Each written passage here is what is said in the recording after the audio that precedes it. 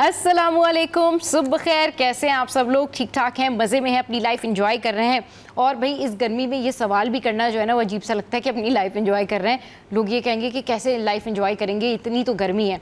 अच्छा, जो मौसम है ना, इसने साबित कर दिया है कि भाई मौसम का आपके मूड के ऊपर, आपके पूरे दिन के ऊपर जो है ना बहुत असर पड़ता है। अगर तो आप ऐसे ऑफिसेज में काम करते हैं जहाँ पर एसी होता है तो शायद आपको पता नहीं लगता, आप मज़े से काम कर रहे होते। लेकिन जब आप घर जाते, रास्ते में होते और जब लोड शेडिंग होती है, एलानिया या गैर एलानिया, या फिर एंजाइटी होती है, घर में हब्स होता है, हवा नहीं आ रही होती है क्योंकि हम पौधे पत्ते फूल तो वैसे ही नहीं लगाते हैं, वैसे ही हम लोगों को जो है वो इन तमाम बातों की फिक्र ही नहीं होती। तो अच्छे दौर में यानी जब ठंडा मौसम होता है तभी हम पत्ते पौधे फूल उगा लें, प्लांटेशन कर लें, तो इन गर्मियों में हमें बड़ा फ़ायदा होता है। लेकिन वो लोग बड़े मज़े में हैं जिन लोगों के घरों में जो है थोड़ी बहुत भी प्लांटेशन हुई हुई है, या किसी एरिया में पौधे हैं या प्लांट्स हैं या ऐसी जगह मौजूद है जहाँ पर वो बैठ जाते हैं शदीद गर्मी में। इनफैक्ट अगर हवा ना भी चल रही हो तो आपका जो जहन है ना वो बेहतर फील करता है। तो पौधे लगाएं, प्लांटेशन करें और अपने घरों को साफ़ रखें, क्योंकि सफाई से भी ना आपकी आधी से ज़्यादा एंजाइटी कम हो जाती है। तो सफाई का ख्याल रखें, पौधे उगाएं और अपने इर्द गिर्द के लोगों का ख्याल रखें। अच्छा, अब कुछ बात कर लेते हैं कि जो मक्खन है ये हमारी ज़िंदगी में कितना अहम किरदार अदा करता है। अच्छा, ये वो वाले मक्खन की बात नहीं कर रही हूँ मैं कि आपने किसी को मक्खन लगाना है, नहीं जी। ये बात हो रही है कि आपने जो है वो मक्खन खाना है। जी हाँ, और मक्खन खाना कैसा है, यानी मक्खन आपकी लाइफ में कितना अहम किरदार अदा करता है, इसको खाने के बाद आपको क्या क्या फ़ायदा हो सकता है। अच्छा, कुछ लोग जो हैं वो नाश्ते में इस्तेमाल करते हैं बटर का, जैम का, जेली का, और कुछ लोग जो हैं बिल्कुल भी मक्खन या देसी घी या ऐसी चीज़ें नहीं खाते जो थोड़ी सी भी चिकनाई की तरफ हों। अच्छा, ज़रूरी ये है कि आप बहुत ज़्यादा चिकनाई ना खाएं, बहुत ज़्यादा देसी घी ना खाएं, लेकिन कम से कम हफ्ते में एक दफ़ा, 3 दिन में एक दफ़ा जो है वो आप ज़रूर मक्खन का इस्तेमाल किया करें।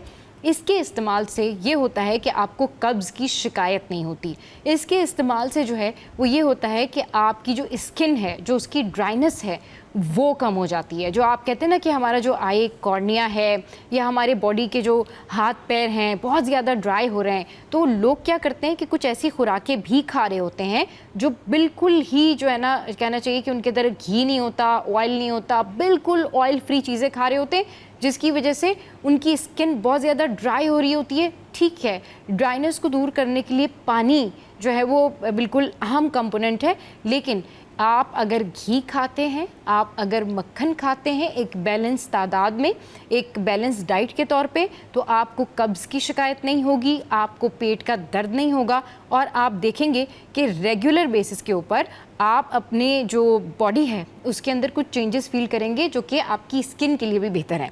अच्छा जी, आगे बढ़ जाते हैं और अब कुछ बात करते हैं, शामिल करते हैं city updates.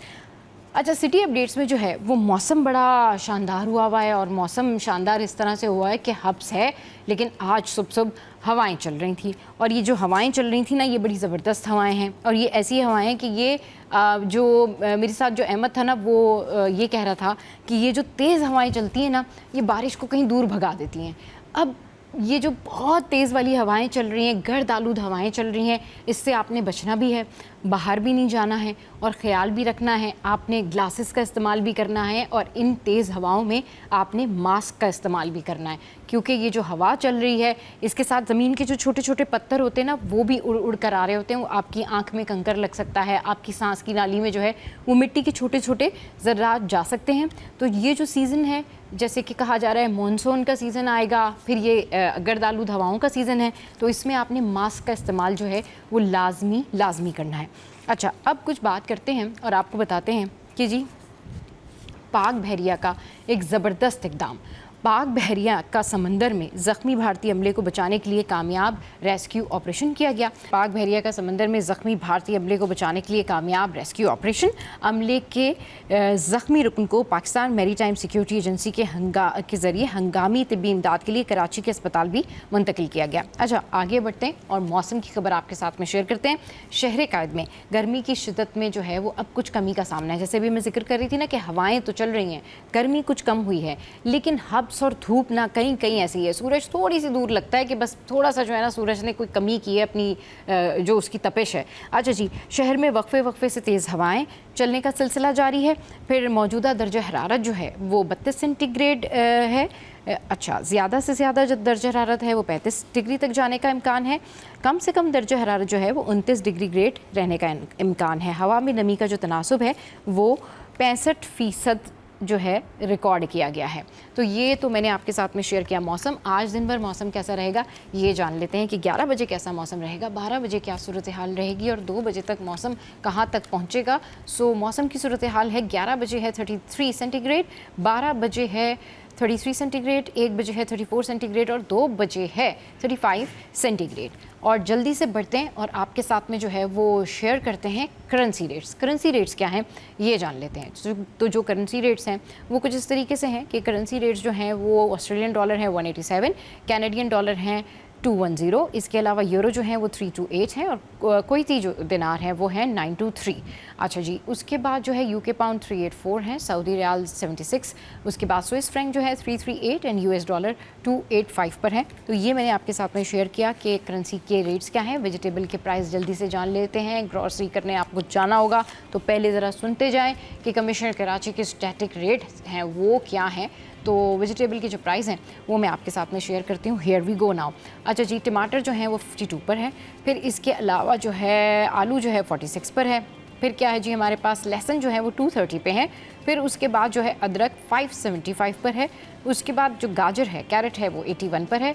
Then we have तुरई 58 पर है एंड वी हैव लौकी 58 एंड फूल गोभी 115 एंड व्हाट नेक्स्ट, खीरा 58 पर है। इसके अलावा जो है हमारे पास क्या है, भिंडी जो है वो 82 पर है एंड व्हाट वी हैव, प्याज जो है वो 29 पर है। और फिर हमारे पास क्या है जनाब, आपके पास है, आपकी हो सवा शेख। अच्छा जी, तो अब आगे बढ़ते और आपको बताते हैं कि एजुकेशन डिपार्टमेंट में क्या कुछ हो रहा है। बहुत कुछ हो रहा है। एलएलबी वालों के जो है वो रिज़ल्ट्स आ गए हैं। इसके अलावा एमबीबीएस जो है उनके जो रिज़ल्ट्स आ गए हैं। तो इसके अलावा अभी रिसेंट जो खबर है वो कुछ इस तरह से है कि आला सानवी तालीमी बोर्ड जो है कराची के दूसरे मरहले के इम्तहानात का 10वां रोज़ 11वीं और 12वीं जमात के commerce regular, commerce private, arts regular, arts private के इम्तहानात जारी हैं। इम्तहानात में 82,000 से ज़ायद तलबा और तलबात जो हैं वो शिरकत कर रहे हैं। सुबह की शिफ्ट 9 बजे से 12 बजे तक आर्ट्स रेगुलर, आर्ट्स प्राइवेट, खुसूसी उम्मीदवारों और डिप्लोमा इन फिज़िकल एजुकेशन के जो इम्तहानात हैं वो जारी हैं। 1000 से ज़ायद तलबा और तलबात शरीक हो रहे हैं।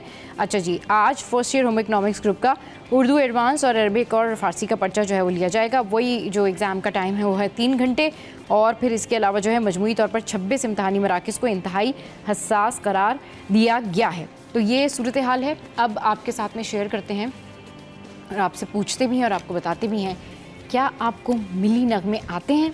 अगर आप अच्छे मिली नगमे गा सकते हैं तो बस यहाँ पर अप्लाई कर दीजिए। यह है आर्ट्स काउंसिल कराची। जी हाँ, आर्ट्स काउंसिल कराची जो है वो करा रहा है ज़बरदस्त कंपटीशन मिली नगमों का। तो भाई जिन जिन को शौक़ है वो यहाँ पर पहुँचें और यहाँ पर अप्लाई करें और फिर अपनी किस्मत आजमाएं। आर्ट्स काउंसिल कराची में कौमी और मिली नगमों का सबसे बड़ा मुकाबला मुनक्किद होगा। नौजवानों के तैयार करदा मिली नगमों का मुकाबला और इनाम मिलेगा 10 लाख रुपए। मुकाबले का मकसद नौजवानों की सलाहियतों को उजागर करना है।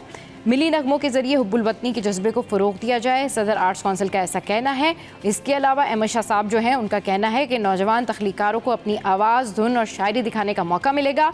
मुल्क भर से नौजवान मौसीकार, गुलूकार, कंपोज़र्स मुकाबले में हिस्सा ले सकेंगे। फ़नून लतीफ़ा के ज़रिए कौमी यकजहती को मजबूत करना वक्त की ज़रूरत है। जीतने वाले नगमे को बड़े प्लेटफॉर्म पर पेश किया जाएगा। तो भाई ये सूरत हाल है जो मैंने आपके साथ में शेयर की कि अगर आप चाहते हैं कि आप इस कंपटीशन में हिस्सा लें तो अभी के अभी फौरी जो है आप वहाँ पर अप्लाई कर दें। अच्छा जी, एक और ख़बर जो कि सुन के मुझे थोड़ा सा हैरानगी भी हुई और ये लगा कि ये मामूल की बात भी है, लेकिन क्योंकि ख़बर है तो आपके साथ में शेयर करना भी ज़रूरी है। अभी जो लोग सुबह इस टाइम पर मिलीनियम मॉल की तरफ से आ रहे होंगे या मिलीनियम से शारा फैसल जा रहे होंगे तो उन्होंने जो है ये ट्रैफिक हादसा, आई डोंट नो कितनों ने देखा कितनों ने नहीं देखा, लेकिन जिन्होंने नहीं देखा ये ज़रा आप देखिए मनाजिर जो फुटेज में हम आपको दिखाते हैं कि ये जो ट्रैफिक हादसा हुआ है मिलीनियम से शारा फैसल पर, ये एक ट्रक है, पूरा ट्रॉलर है और एक गाड़ी है जो ये आपस में टकरा गए हैं और ये इंतहाई अफसोसनाक वाक़या है। और इस तरह के जब अफसोसनाक वाक़यात होते हैं ना तो दिल दहल के रह जाता है। बात यही होती है कि हम कब तक ऐसे हादसात का शिकार होते रहेंगे, हम कब तक जो है वो इन हादसों को देखते रहेंगे। ये दिल दहलाने वाले हौलनाक वाक़यात हैं। ज़रा आप फुटेज देखें कि ये जो है मिलीनियम से शारा फैसल जाते हुए राशिद मिनास रोड पर ट्रैफिक हादसे का वाक़या हुआ है। हादसे के मुकाम पर डंपर को अब हटाकर ट्रैफिक की रवानी जो है वो बहाल कर दी गई, लेकिन जब ये वाक़या हुआ था तो ट्रैफिक की रवानी मुतासिर हो गई थी। ये वो कार जिसका एक्सीडेंट हुआ है, ये आप देख सकते हैं, और जो ट्रॉलर है वो भी डैमेज है। और ये कार आप हाल देखें, यानी कि ये सूरत हाल है। लोगों को यही चाहिए, चाहे वो ट्रॉलर चला रहे हैं या गाड़ी चला रहे हैं, कम से कम एहतियात बरतें, अपनी ज़िंदगियां भी बचाएं, दूसरों की ज़िंदगियां भी बचाएं। और लोगों को ये इतनी अवेयरनेस होनी चाहिए कि अगर वो सुबह के टाइम पर जा रहे हैं तो भाई ये जो डंपर, ये ट्रॉलर्स जो होते हैं, ये किसी की नहीं सुनते, ये अपनी धुन में चलते हैं। तो कराची में जो ट्रैफिक का उसूल है ना, कराची में जो ट्रैफिक की सेंस है वो इस तरह से होती है कि आप अपनी गलती भी कवर करते और दूसरे की गलती भी कवर करते हैं। तो ये आप सोचना ही छोड़ दें अगर आप कराची में रह रहे हैं कि जी कोई और भी रूल फॉलो करेगा। नहीं, अगर आप ड्राइविंग कर रहे हैं तो आप अगले की गलती भी देखें और अपनी गलती भी बचाएं और फिर आप गाड़ी चलाएं। तो ये सूरत हाल है और ये बड़ी सैड सूरत हाल है। आगे बढ़ते और जल्दी से जो है वो गोल्ड के रेट्स आपके साथ में शेयर करते हैं कि सोना जो है उसकी कीमतें कहाँ तक पहुँच गई हैं और उसके प्राइसेस जो हैं वो कहाँ गए। तो जी सोने की कीमतों में क्या हुआ है, कमी हो गई है, दैट्स ग्रेट। आलमी मार्केट में सोना $20 सस्ता होकर $3,378 फ़ी औंस तक गिर गया है।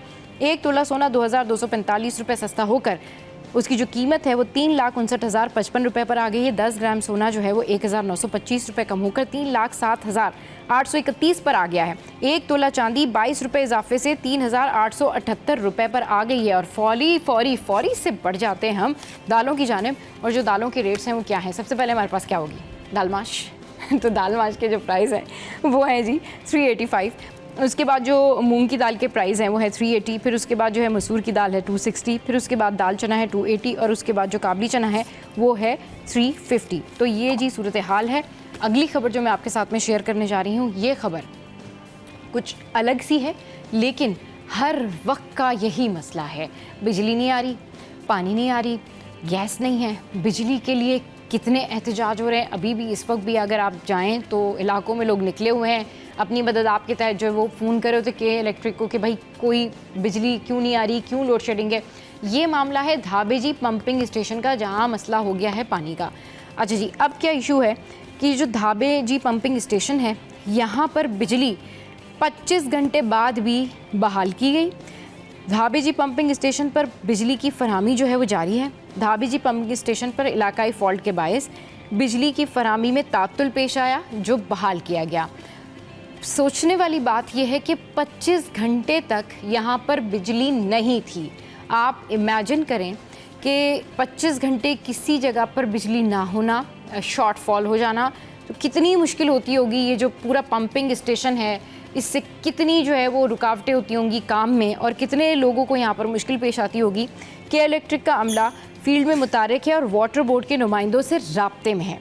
धाबेजी पर 25 घंटे बिजली बंद रहने से शहर को 10 करोड़ गैलन से ज़ायद पानी की जो सप्लाई है वो नहीं की जा सकी। मतलब बिजली बंद तो पानी भी बंद, बिजली बंद तो सुकून गायब, बिजली गायब तो यकीन करें ज़िंदगी गायब। लेकिन बिजली तो गायब होती है, बिल्कुल ऐसे ही जैसे हम ब्रेक लेते हैं। तो आपने कहीं नहीं जाना, हमारे साथ रहना है और हमारे शो को आपने कॉल करके हमें ये भी बताना है शो में कि हमारा शो जो है वो आपको कैसा लगता है और आपके क्या क्या सवाल आते हैं। Stay with us, keep watching city at 10।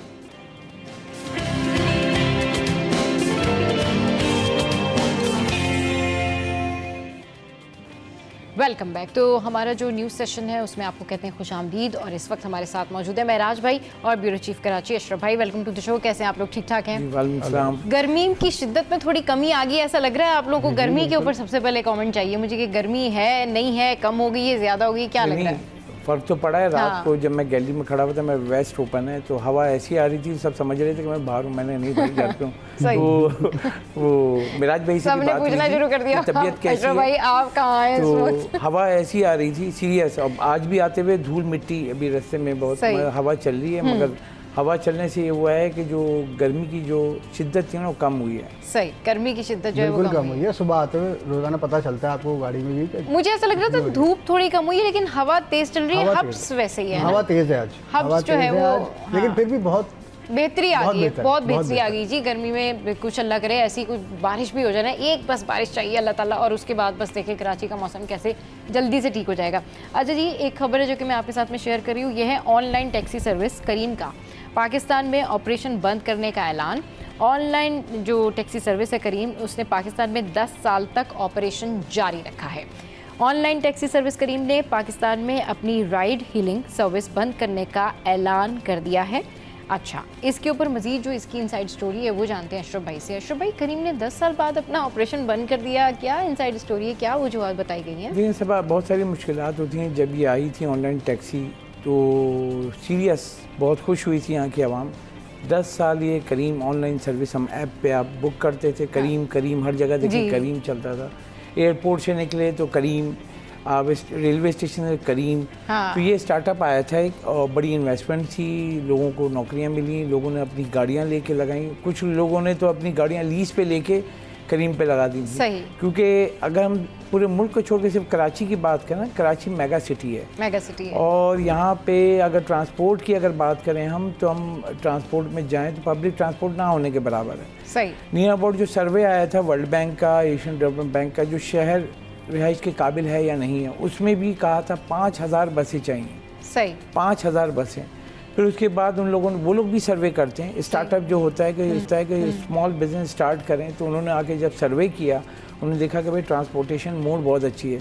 करीम ने पहले करीम के थर्ड पार्टी से, यानी मैं, आप, मेराज साहब, हम थर्ड पार्टी हैं, इनसे बोला अगर आप हमारे पास गाड़ी लगाएंगे हम ऑनलाइन सर्विस देंगे, लोग हमसे कांटेक्ट करेंगे ऑनलाइन के थ्रू कस्टमर, आपको हम उसका परसेंटेज देंगे। तो बड़े लोगों ने लगाई और बहुत अच्छा सेटअप। उसके बाद 1 to 1 और भी आए, लेकिन स्टार्टअप जो हुआ था यहाँ पे करीम का, पाकिस्तान में करीम ऑफिशियल लाया था, बड़ी दुबई की कंपनी थी, दुबई में अभी भी चल रहा है, लेकिन पाकिस्तान में उन्होंने सर्विसेज बंद कर दिया है। वजह ये है कि और दीगर ऑनलाइन सर्विस आ गई हैं। या मुझे इस तरह की वजह भी लगती है कि अशरफ भाई, करीम में यूजुअली ये भी होने लगा था कि फेयर उन्होंने कुछ एक्स्ट्रा चार्ज करना शुरू कर दिया था, मतलब वो वेटिंग के भी चार्जेस उन्होंने डबल किए हुए थे। और इसके अलावा अगर आप रास्ते में ट्रैफिक में जैम में रुके हुए हैं, तो जितनी देर आप रुके हुए उतनी देर के भी जो चार्जेस हैं वो ऐड ऑन हो रहे हैं। तो शायद लोगों ने भी उसका इस्तेमाल जो है वो कम कर दिया था, या पैसे बहुत ज़्यादा करीम में बन रहे थे। नहीं, ये भी है वजूहत। तो बहुत सारे हैं। देखें, एक मल्टीनेशनल कंपनी आई है तो उसके अखराजात देखें तो वो,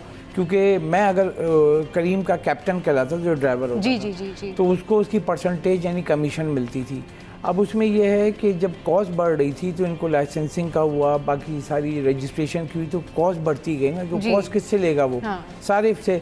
अब अगर हम बाहर जाके आप करीम या कोई भी ऑनलाइन टैक्सी सर्विस लेते हैं तो उसकी वेटिंग का अलग होते हैं पैसे, बाकी जो रश आवर जैसे वो आप देखते हैं गूगल मैप पे कि कितनी देर लगेगी, 40 मिनट 30 मिनट, और कहीं कोई हादसा हो गया तो इट विल टेक के वो, क्योंकि नेक्स्ट कस्टमर उसका खड़ा हुआ है ना, क्योंकि वो यहाँ से बुक करके जा रहा है, उसको सिस्टम ने दिया हुआ है कि 30 मिनट में, ये एग्जाम्पल लेता हूँ, गुलशन से वो कुरंगी क्रॉसिंग यहाँ पर आ जाएगा, तो 35वें मिनट पे एक और अगला कस्टमर जो खड़ा हुआ है जो ऑनलाइन, तो उसको दे रहा है कि वो यहाँ पे पहुँच जाएगा, 5 मिनट में आपके पास आ जाएगा। 5 मिनट। तो ये पूरा सर्विस जो सिस्टम था, इसके बाद चीपर प्रोडक्ट आ गई, और वो ऐसी हैं कि अगर आप बैठेंगे, अभी करंट 1-2 में मैं बैठा था अभी, तो वो AC बोल के AC नहीं चल रहा है वो, मगर करीम का ये होता था कि आप नॉन AC ले रहे हैं, AC ले रहे हैं, जो सर्विस होती थी वही होती थी। अब जो है वो धोखाधड़ी चल रही है। तो बहुत सारे, अगर आप कहीं जा रहे हैं, क्योंकि बहुत सारे कराची वालों के बड़े मज़े भी आए थे, जैसे शादी में जाते थे, आपने देखा तैयार होके बाइक पे,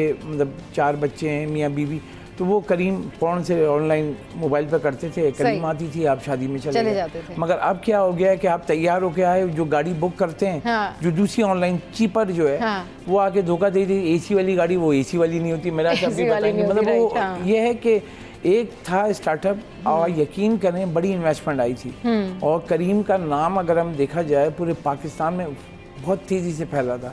पूरे पाकिस्तान में कहीं भी जाएं, इस्लामाबाद जाएं, लाहौर जाएं, जैसे मैं इस्लामाबाद गया तो निकला, हमने कहा भाई किसी को बुलाओ, उसको तंग करो, ऑनलाइन सर्विस को किया। हालांकि कराची में मेरा वो हुआ, वहाँ गया, उसने बता दिया भाई 15 मिनट में आ रही है, आ गई, उसको बुक किया। अब वो रजिस्टर्ड होता था, यानी कि मैं उसकी गाड़ी में बैठ रहा हूँ, गाड़ी भी रजिस्टर्ड है, बंदा भी रजिस्टर्ड है, मैं सेफ साइड में एयरपोर्ट से हूँ, या कहीं मैं से भी रेलवे आप जा रहे हैं, हाँ। मैं अपने घर तक जा रहा हूँ तो वो ट्रैक होता था। लेकिन अब जो है, जैसे मेराज साहब इस पे बताएंगे, इस पे बहुत सारी स्टोरीज निकली थी। दूसरी जो ऑनलाइन सर्विस चीपर जो आई, जी, जी। उसमें वो आई कि वो अगवा भी किए गए, उन्होंने वारदातें भी की, हाँ। और ये सारा लोगों को ले गए। तो बहुत सारी हमारे यहाँ तो आपको पता है बिल्कुल बहुत सारी सही, चीज़ें हो बिल्कुल रही। सही कह लेकिन रहे हैं। 10 साल ये रहा। 10 साल बाद जो उनके CEO ने इन्होंने लिंक्डइन पे अपनी मैसेज छोड़ा है, जिस जी, पे जी, कहा जी। कि बड़े अफसोस हुआ है कि बहुत अच्छी मार्केट हमें छोड़नी पड़ रही है। हाँ। और उन्होंने यही कहा है कि एक तो ये है कि हम मुकाबला नहीं कर पा रहे हैं, हमसे सस्ती चीज़ें मिल रही हैं, लेकिन हम अपने स्टैंडर्ड को छोड़ नहीं सकते। स्टैंडर्ड को छोड़ नहीं सकते। मतलब मेन बात यही कि उन्होंने ये कहा कि उनकी जो प्राइजेस थे वो बाकियों के मुकाबले में थोड़े से ज़्यादा थे, लेकिन वो स्टैंडर्ड के ऊपर कॉम्प्रोमाइज़ करने को तैयार नहीं है। अब जो चीपर टैक्सीज़ हैं उनके बारे में महराज भाई से पूछते हैं। महराज भाई, आप क्या समझते हैं कि अब क्योंकि करीम ने तो अपना ऑपरेशन बंद कर दिया है पाकिस्तान में, अब बाकी जो हैं वो उससे कम प्राइस में हैं, क्या रिलायबल हैं? देखिए बिल्कुल अशरफ भाई की बात को मैं आगे करूँगा, हाँ। लेकिन बात है स्टैंडर्ड की। सही। अगर आपने देखिए एक 5 स्टार होटल में जाके खाना और एक 1 स्टार में जाके खाना, दोनों में फ़र्क तो होगा फर्क ना। तो होगा, हाँ। पैसों का भी फ़र्क होगा, जाहिर बात है पैसों का ही फ़र्क होगा, सही। क्योंकि वो आपको जो स्टैंडर्ड देंगे 5 स्टार वाले, हाँ। वो 1 स्टार वाले नहीं दे पाएंगे। नहीं दे पाएंगे। तो आपको अपने बजट के हिसाब से चलना है। अच्छा, दूसरा मसला ये आता है कि कराची मेगा सिटी है, यहाँ पर मुल्क की तकरीबन तमाम ही जो ज़बान बोलने वाले हैं यहाँ पर आबाद हैं, कारोबार भी कर रहे हैं, जॉब्स भी कर रहे हैं, तो इतने ज़्यादा पैसे हर कोई जो है वो अफोर्ड नहीं कर पाता। सही। अच्छा, जब ये उबर और करीम ये दो आई थी ना एक साथ, जी, जी। तो वाकई एक बड़ा स्टैंडर्ड भी था और बड़ा लोग खुश भी हुए थे और चल भी रही थी। लेकिन उसके बाद आहिस्ता आहिस्ता कुछ और, फिर नाम लेना तो मार्केटिंग के ज़मरे में आ जाएगा, जी। तो बहुत सारी कंपनीज आ गई। अब तो आपको ऑनलाइन रक्षा भी मिल जाता है, ऑनलाइन बाइक भी मिल जाती है, ऑनलाइन कार्स भी मिल जाती बिल्कुल, हैं। हाँ।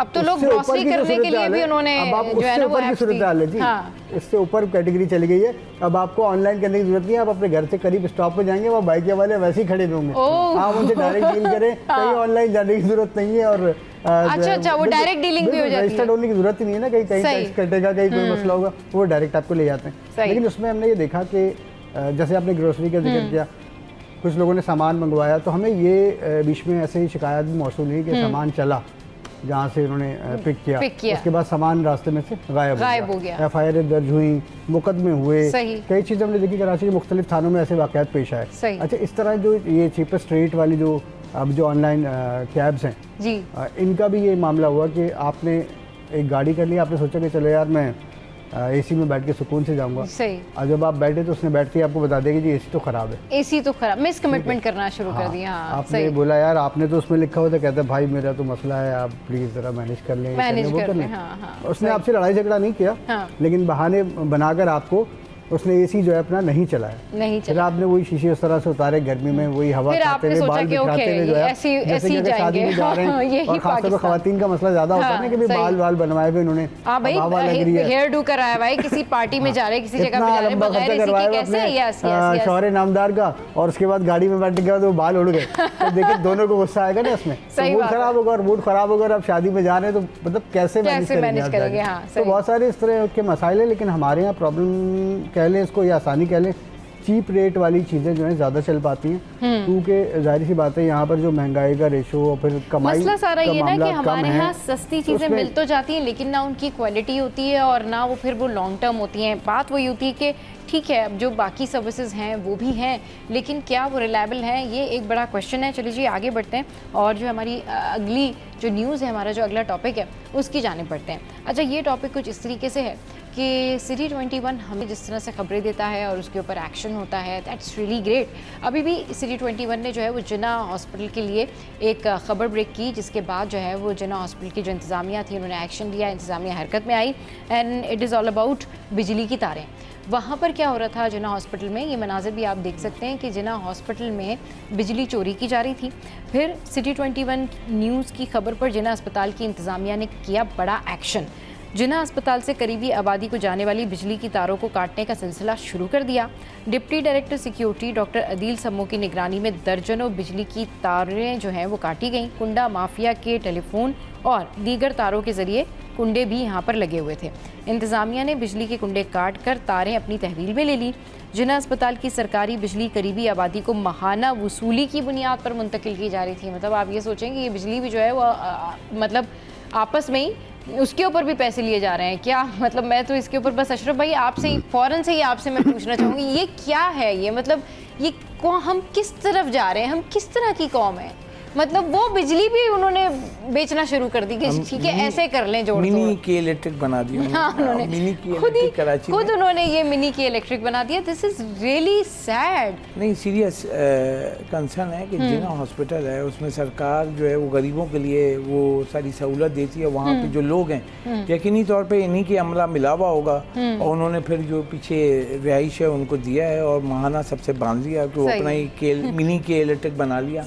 ये सिर्फ यहाँ जिना हॉस्पिटल बंद, मतलब आप तमाम फिर बोलूँगा वो पुलिस वाले सारे स्टेशन देखें तो कुंडे मारे हुए होते हैं। आपके सरकारी इदारों में मैंने किया था लास्ट चैनल में, सेक्रेटेरिएट में मैं गया था, देखा कुंडा मारा हुआ उन्होंने, एसी चल रहा है, ये सब चल रहा है। मतलब देखें इस दुनिया में मेरा एक सिंपल है फार्मूला कि कोई चीज़ फ्री नहीं है। अगर आप कोई चीज़ इस्तेमाल कर रहे हैं यू हैव टू पे।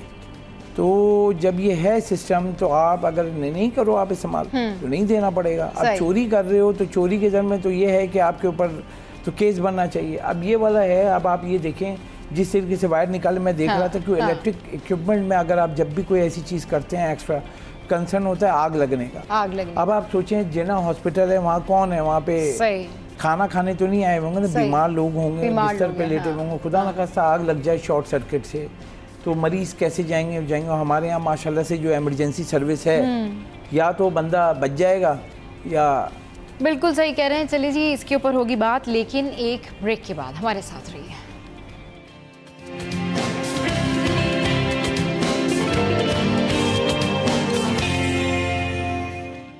Welcome back. चलिए जी एक अच्छी खबर शामिल करते हैं और अच्छी खबर ये है साहिल समंदर के हवाले से। जो हमारे बीचेस हैं वहाँ पर यही बात होती है कि उनको बनाया जाए, वहाँ पर इस तरह के रिजॉर्ट कायम किए जाएँ, वहाँ पर आवाम को सहूलतें दी जाएँ, साफ़ सुथरा किया जाए। और इसी हवाले से जो मेयर कराची हैं वो बड़े मुतारिक हैं और उन्होंने जो है एक रिज़ॉर्ट है जिसका इफ्तिताह किया है और इस रिज़ॉर्ट के हवाले से जो है मैं आपके साथ में शेयर करती हूँ खबर के साहिल समंदर पर शहरियों को तफरीही सहूलियात फराहम करने के लिए मेयर कराची जो है वो मुतारिक हो गए। बल्दिया उज़्मा कराची की जानिब से पब्लिक प्राइवेट पार्टनरशिप के ताउन से लग्जरी रिज़ॉर्ट बनाया गया जनाब।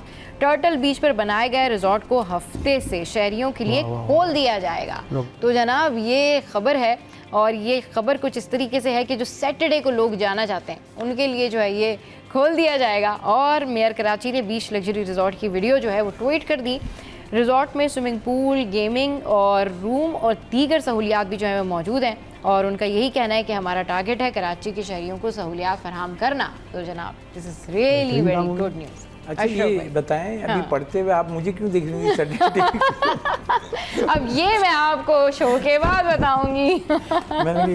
मुझे क्यों देख रही थी वो, मगर ये कि देखें बहुत ज़बरदस्त ये वाला जो मेयर कराची हो ये सारे पब्लिक प्राइवेट पार्टनरशिप के थ्रू कराची में बहुत सारे मंसूबे चल रहे हैं। एक हमारा ये चल रहा है जो शहीद भुट्टो का ये जो मली एक्सप्रेसवे का है, बहुत तेज़ी से काम हो रहा है। इसके अलावा जैसे ये देखा है हटी कहेंगे इसको, मगर वो पब्लिक प्राइवेट पार्टनरशिप के थ्रू ये हो रहे हैं। अब ये है कि कॉस्टिंग क्या होगी, मैं अभी ये सुनते हुए कॉस्टिंग क्या पड़ेगी, क्योंकि पहले फैमिली के साथ जब जाते थे जो हटों की हालत है ना सीरियस, 1-2 हट में हम लोगों ने लिए बुक किए, किराए पे लिया था।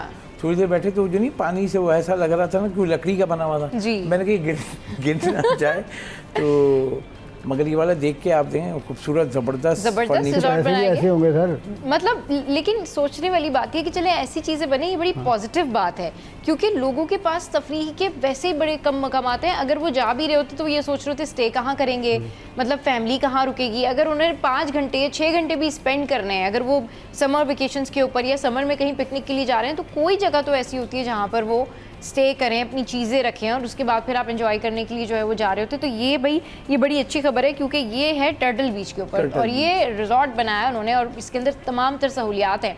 मिराज भाई व्हाट डू यू से ऑन दैट, और आप क्या सोच रहे हैं, कब लेके जा रहे हैं आप फैमिली को यहाँ पे, क्योंकि बड़ा ज़बरदस्त इन्होंने जो है मैं तो बिल्कुल देख, और अगर अच्छा है और कंडीशन भी है, सब सही है और साफ सुथरा है तो फिर फैमिली को ले जाने में कोई वो नहीं है। लेकिन इसके साथ मैं आपको एक बात बताऊँ, मैंने जो नोटिस किया है ना, अगर आपका कभी KMC स्पोर्ट्स कॉम्प्लेक्स जाना हुआ हो कश्मीर रोड पे, बहुत बड़ी जगह है, बहुत अच्छा वो बना हुआ है। लेकिन ये जो पब्लिक प्राइवेट पार्टनरशिप वाला मामला है बहुत अच्छी बात है। सही, लेकिन यार उसके पैसे इतने हैं, पैसे आपको पता है वहाँ पर जो उन्होंने टेनिस के लिए जो कोर्ट्स जो प्राइवेट करके बनाए हैं और उसकी एडवर्टाइजमेंट भी हो रही है और मेयर कराची ने उसको बड़ा वो भी किया, सपोर्ट भी किया।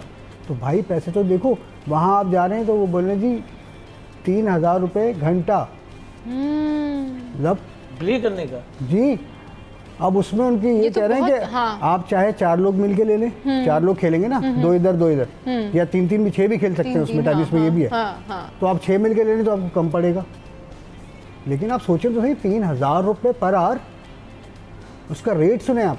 अब देखना ये है कि भाई ठीक है रिजॉर्ट तो बन गया है, हाँ। अच्छा बना हुआ भी अच्छा लग रहा है और जिस तरह का उसका स्टैंडर्ड है, जिस तरह दिखा रहे हैं, ये अल्लाह करे बरकरार है। हाँ। लेकिन ये पैसों में इतना होगा कि अंदाज़ा है मुझे कि एक आम आदमी की पहुंच से दूर ही होगा ये। सही। हाँ अगर अच्छा दूसरी बात ये है कि अगर हम बीच पे जाते हैं, किसी भी बीच पे चले जाएं, तो हट्स तो वहाँ सब बने हुए, लेकिन आपने एक चीज़ नोट की होगी कि बहुत अच्छे हट्स भी हैं। अब जो अच्छे हट्स हैं उनके रेट्स इतने हैं कि एक आम फैमिली उसको देख के साइड हो जाती है कि भाई कहाँ से करें, और जो बिल्कुल थके हैं उस पर वो बेचारे मजबूर होते हैं। हाँ। तो एक तो इनको ये होना चाहिए कि ठीक है अगर ये बना रहे हैं तो उसका कम से कम चेक एंड बैलेंस जरूर रखें कि भाई पब्लिक से आप जो रेट्स ले रहे हैं, हाँ। वो उनका क्या है, मतलब कोई इतने मुनासिब हैं कि भाई चलो पब्लिक को कोई फैसिलिटी मिल रही है, नहीं मिल रही है, नहीं मिल उसमें रही है, भी। और एक खास तौर पे जब आप तफरी का नाम लेते हैं, आप फार्म हाउसेस पे चले जाएं, कोई चेक एंड बैलेंस ही नहीं है। कोई 1 लाख रुपए का आपको दे रहा है फार्म हाउस को, 2 लाख रुपए का दे रहा है, कोई 60,000 रुपए का दे रहा है, जिसकी जो मर्जी आ रही है वो अपने रेट चला रहे हैं। भाई जब इतना बड़ा बिजनेस है ये, ठीक है ना, करोड़ों अरबों रुपए का बिजनेस है ये, तो उसको चेक एंड बैलेंस करना चाहिए। और ये सिटी डिस्ट्रिक्ट गवर्नमेंट के अंडर में ही आता है, इसको आप चेक एंड बैलेंस करें। कम से कम पब्लिक को ये तो पता हो कि भाई मैं किस ग्रेड के फार्म हाउस में जाऊंगा तो मुझे कितने का मिलेगा। यहाँ आप ऑनलाइन चले जाते हैं तो हर कोई अपना अपना रेट बोल रहा होता है, लोग बार्गेनिंग कर रहे होते हैं, जिसके पास पैसे है पूरे खानदान को जमा किया, उसने 1,000 रुपये जमा किए, चले गए। लेकिन बात है कि चेक एंड बैलेंस तो गवर्नमेंट की तरफ से होना चाहिए, चाहे वो सरकार की तरफ से जो सिटी गवर्नमेंट की हट्स हैं जिनका किराया इतना मामूली लिया जाता है, जो हमारे हॉक्सबे पर है जी, मतलब आप हैरान रह जाएंगी कि सालाना किराया जो है वो 25,000 20,000 रुपये किराया है, और अब एक दिन के लिए वो हट लेने चले आए तो 25,000 रुपये उसका एक दिन का किराया है। कोई चेक एंड बैलेंस ही नहीं है ना। तो चेक एंड बैलेंस बहुत ज़रूरी है। अगर आपको पब्लिक को कोई सस्ती सहूलत देनी है तफरी की, तो उसके लिए चेक एंड बैलेंस बहुत ज़रूरी होगा, वरना लोग जो है बेचारे, हमने तो वहाँ ये भी देखा है दरियाँ बिछा के भी बैठे होते हैं और कहीं पत्थर के साए में या चट्टान के साए में बैठ के भी अपना गुजारा कर रहे होते हैं। सही, तो ठीक कह रहे हैं कि लोग इस तरीके से बैठे हुए होते हैं और कहीं पर भी उनको जगह मिल जाए, उनको पिकनिक बनानी होती है। लेकिन अगर इस तरीके से ये तमाम तर चीज़ें आवाम की सहूलत के लिए बनाई जाएंगी तो ये आवाम के लिए जो है एक बहुत अच्छी खबर है। और आवाम जो है वो यही चाहते हैं कि अब जिस तरह से समर वेकेशन है या फिर वीकेंड है तो उसके ऊपर वो घूमने के लिए जा सकते हैं, उसके ऊपर वो जो है वो अपने फैमिली को लेके जा सकते हैं। अच्छा जी, अब आपको बताते हैं कि जो प्लास्टिक बैग्स हैं, जो प्लास्टिक के जो शॉपर्स हैं, उनके हवाले से जो है वो क्या इकदाम किए जा रहे हैं, लेकिन ये बात करेंगे एक ब्रेक के बाद।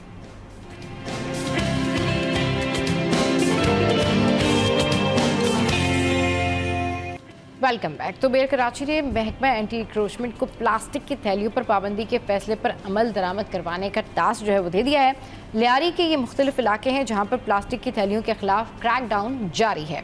कराची के मुख्तलिफ इलाकों से अब तक 15 टन प्लास्टिक की थैलियाँ जब्त की जा चुकी हैं। मेयर कराची के अहकामात पर मुख्तलिफ इलाकों से प्लास्टिक की थैलियाँ जब्त की हैं। ज़िला जनूबी से अब तक 9 टन थैलियाँ जो हैं वो जब्त की जा चुकी हैं। थैलियों को नकारा बनाने से मुताल्लिक महकमा माहौलियात से तजावीज़ लेंगे। अशरफ भाई, ज़रा ये इस मामले को ना, ये जो प्लास्टिक बैग्स की थैलियों का मामला है, इसको थोड़ा सा एलिब्रेट करके समझा दें, क्योंकि मुझ समेत बहुत सारे लोग कंफ्यूज हैं कि ये कौन सी वाली थैलियाँ हैं और ये क्या सारी प्लास्टिक की थैलियों पर पाबंदी लगी है या फिर जो वो हैंड बैग्स होते हैं उस टाइप की थैलियों के ऊपर पाबंदी लगी है।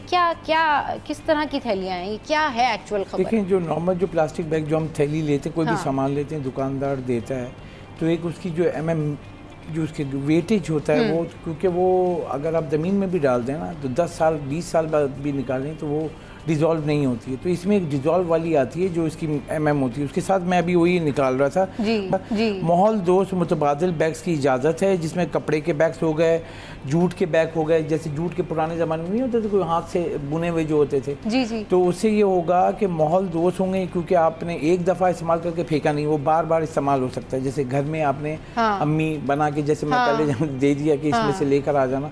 प्लास्टिक बैग ये होता है कि आप इस्तेमाल करने के बाद जब कचरे में डालते हैं, जो आप एक एग्जांपल दूं कि 35 लाख रजिस्टर्ड मकानात हैं कराची में। सही। अब 35 लाख मकानात में डस्टबिन की थैली, बाकी रोज़मर्रा की थैली, फलों की, सब्जी की जब थैली आएगी तो 35 लाख मकानात से आप यकीन करें करोड़ों थैलियाँ रोज़ की निकलती हैं। अब वो जब करोड़ों थैलियाँ आती हैं और ये जाते हैं, वो क्या करते हैं, थैली में डाली कोई चीज़ भी डाल के वो फेंक दी कहीं भी, क्योंकि वो शहर को ऑन नहीं करते हैं। तो उसके बाद अगर ये गटर में या सीवरेज सिस्टम में जाता है, जाके उसको ब्लॉक कर देता है।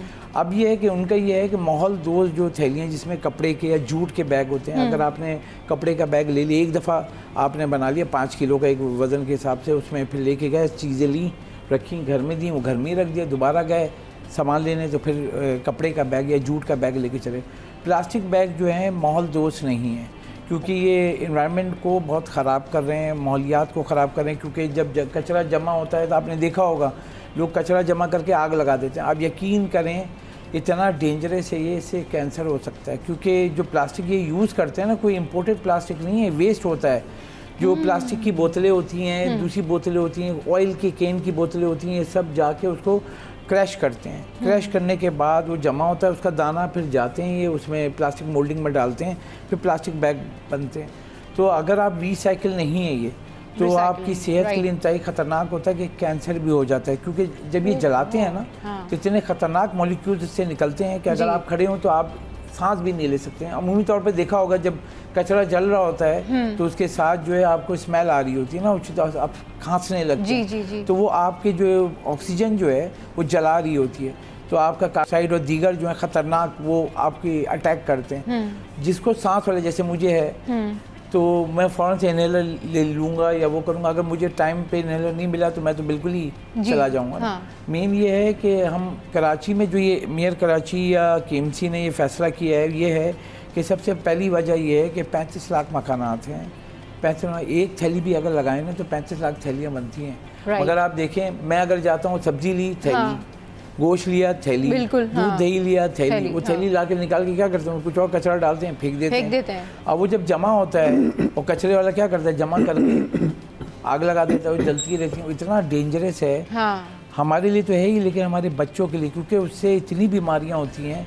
जो एक्सपर्ट्स हैं, आप कभी एक्सपर्ट्स को बुला के पूछिएगा कि वो जो टेस्ट कराते हैं, और सबसे ज़्यादा तो अब जो है बच्चों को जो बीमारियाँ हो रही हैं जल्द की हो रही हैं, सांस लेने में उनको तकलीफ़ होती है। तो ये वजह थी। इसमें ये माहौल दोस्त में अगर हम देखें एनवायरनमेंट के, तो कपड़े के या जूट के थैले घर में रख लें। और ज़रूरी नहीं, पहले भी तो नहीं होते थे ना, या कागज़ के थैले पूरे होते थे, उसमें डाल के लेकर आ गए। तो ये है इनका। चलें जी, ये जो है जो प्लास्टिक की थैलियाँ, इस पर शहरियों को खुद भी देखना चाहिए कि आप ऐसी ही थैलियाँ लें जो कि माहौल दोस्त हों। एनवायरनमेंट के लिए ये बहुत बेहतरीन है। बहुत शुक्रिया अशरफ भाई, बहुत शुक्रिया महराज भाई हमारे शो पर आए। अच्छा जी, शो में यहाँ वक्त हुआ है हेडलाइंस ब्रेक का। हेडलाइंस ब्रेक के बाद जब वापस आएंगे तो करेंगे ढेर सारी बातें और इंटरेस्टिंग टॉपिक हैं। आज शादी से रिलेटेड भी होगी बात, लेकिन एक ब्रेक के बाद।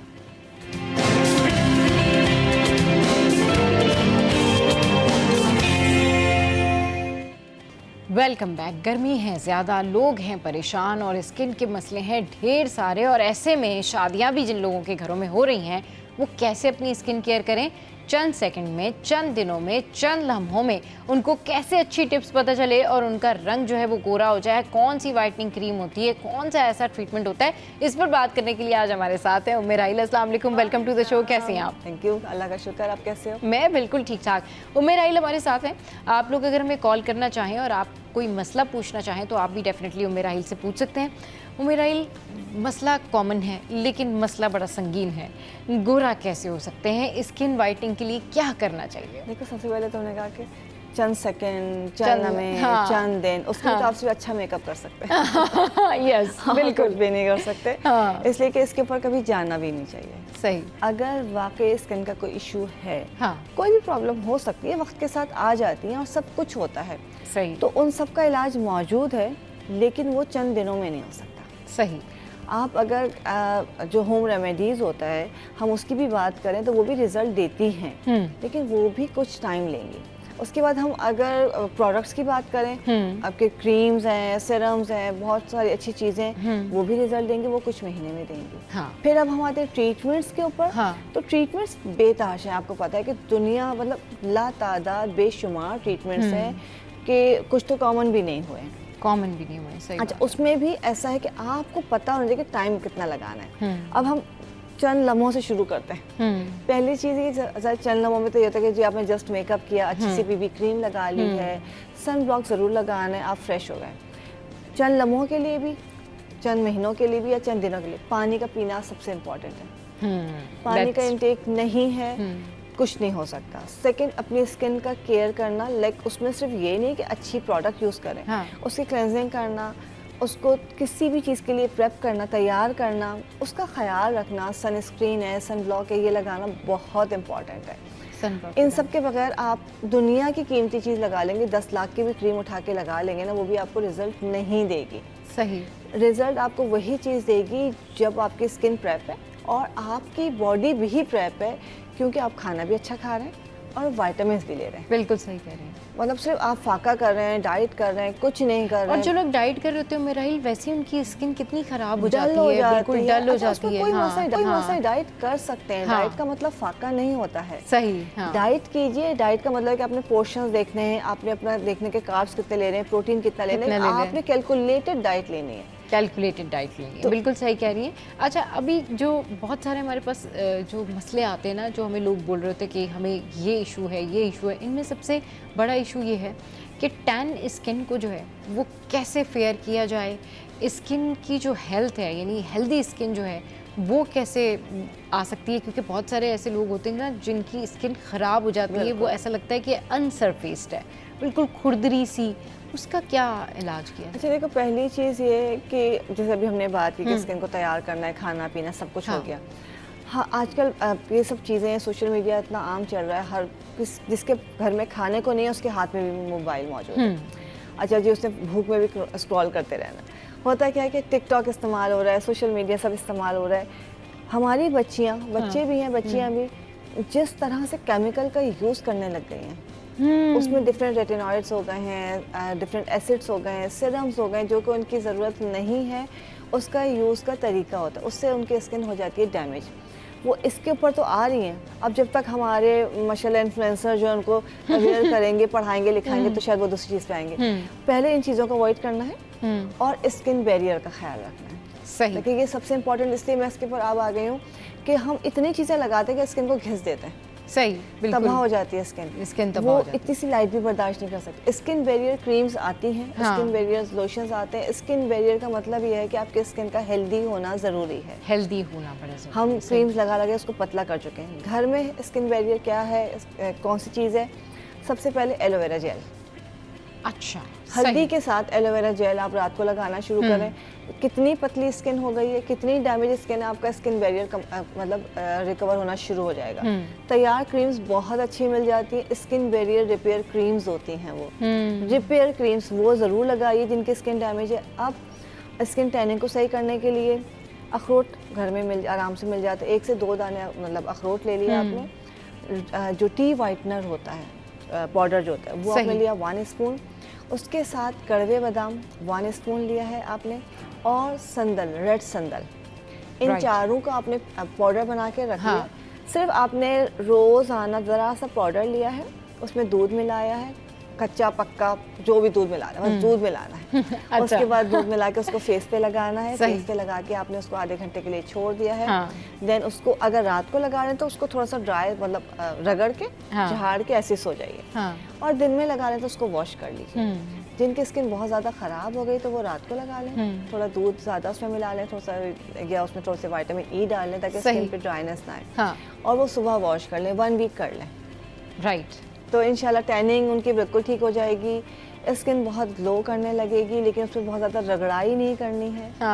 अपने बहुत प्यार। अच्छा, बहुत सारे लोग घिस घिस के बड़ा ऐसे मसाज कर रहे होते हैं कि स्किन जो है ना वो इतना ज़्यादा आप प्रेस करते हैं कि उसके बाद, उस रेमेडी के बाद वहाँ पिंपल निकल आते हैं। एक्चुअली वो समझते हैं कि डेड स्किन उतर रही है, बट डेड स्किन भी एक हद तक उतरेगी ना। इतनी रगड़ाई का, ठीक है, ब्लड सर्कुलेशन होती है, बट वो स्विफ्टली करना चाहिए हमें, स्विफ्टली करना चाहिए। अच्छा मेराइल, आप यहाँ मौजूद हैं तो एक सवाल जो है मेराइल से मैंने सोचा था कि मैं ज़रूर पूछूंगी, एंड दैट इज़ बहुत सारे लोग ये हैं जो कि नॉर्मल पार्लर जाते हैं, यानी कि वो हाइड्रा फेशियल करवा रहे हैं, वो नॉर्मल फेशियल करवा रहे हैं, बड़े सारे फेशियल्स होते हैं, वाइटनिंग फेशियल एंड ऑल, और बहुत सारे लोग जो हैं वो ट्रीटमेंट्स की तरफ जाते हैं, एस्थेटिक्स की तरफ जाते हैं।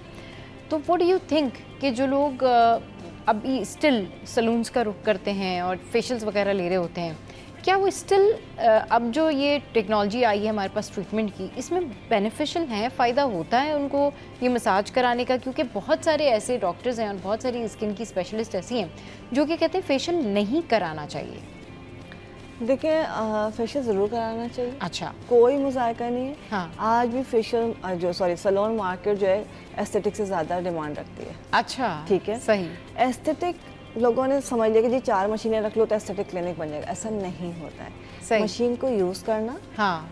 स्किन को समझना, सही होता है कि जब मशीन आ गई ना अब तो पैसे निकालने, अब तो आने वाले को जो है उल्टी छुरी से ज़िबा कर दो, तो ये चीज़ गलत है। फेशियल ज़रूर कराना चाहिए, बट यहाँ पे भी वही बात है जिस तरह मैंने मशीन की बात की है कि जी अब तो प्रोडक्ट ले ली या अब हमने सैलून बना ली, अब तो हमने रिकवर करना है, तो वो रिकवर नहीं करना है आपने जेन्युइन जो है उनको रिजल्ट देना है। फेशियल स्किन के लिए बहुत ज़रूरी है, वंस अ मंथ आपने ज़रूर एक अच्छा फेशियल लेना चाहिए। आप किसी भी अच्छे सैलून से लीजिए, उसके अंदर बहुत ज़्यादा रगड़ाई नहीं होती है, आपकी क्लेंजिंग होती है, आपकी स्क्रबिंग होती है, स्लाइटली मसाज होता है, आपकी हाइड्रेशन होती है, ये सब हो सकता है। आपने स्पंज अच्छा यूज़ करना है, आपने डिस्पोजेबल चीज़ें यूज़ करनी है, ब्लीच पॉलिश इसको अवॉइड करना है। सही। ठीक है, हाइजीन का ख्याल रखना है। तो मैं कहती हूँ कि फेशियल तो हर औरत की, मर्द की इसलिए ज़रूरत है कि आपको रिलैक्स होने की ज़रूरत है, और अच्छा फेशियल जो है आपको रिलैक्स भी करता है। 45 मिनट टू 1 आवर के अंदर जो आप रिलैक्स भी होते हैं, आपके नेक का मसाज भी होता है, आपकी ब्लड सर्कुलेशन भी अच्छी होती है। प्रोडक्ट का सिलेक्शन बहुत इंपॉर्टेंट है। हाँ, ये ज़रूर देखना चाहिए कि प्रोडक्ट की जो सिलेक्शन है वो इम्पॉर्टेंट है, क्योंकि कई ऐसे भी फेशियल्स हैं जो कि इक्विवेलेंट हैं कि अगर आप जाते हैं वहाँ पे माइक्रो नीडलिंग करवाते हैं स्टैटिक्स में, तो वो सेम प्राइस के आपको पड़ते हैं। हाँ। देखिए यहाँ पे मैं एक चीज़ ज़रूर क्लियर करूँगी कि 25 साल हो गए मुझे ये चीज़ पढ़ाते हुए जी, कि एक चीज़ होती है, 2 तरह के ट्रीटमेंट है, preservative and corrective. Right. Preservative पे हम जाते हैं सैलून पे, हाँ। करेक्टिव पे हम जाते हैं एस्थेटिक क्लिनिक पे। सही। प्रिजर्वेटिव का मतलब है कि हमारे स्किन की कंडीशन को बेहतर करना या उस ब्यूटी को या उसका ख्याल मजीद रखना, उसको प्रिजर्व करना, जो स्किन है उसको सेफ और संभालना, बाल हो गए या स्किन हो गई। सही। करेक्टिव का मतलब है कि स्किन का प्रॉब्लम आ गया है, आपका प्रॉब्लम सैलून में सॉल्व नहीं होगा, सही, आपका प्रॉब्लम क्लिनिक में सॉल्व होगा। ये दोनों चीज़ें समझना बहुत ज़रूरी है। सही।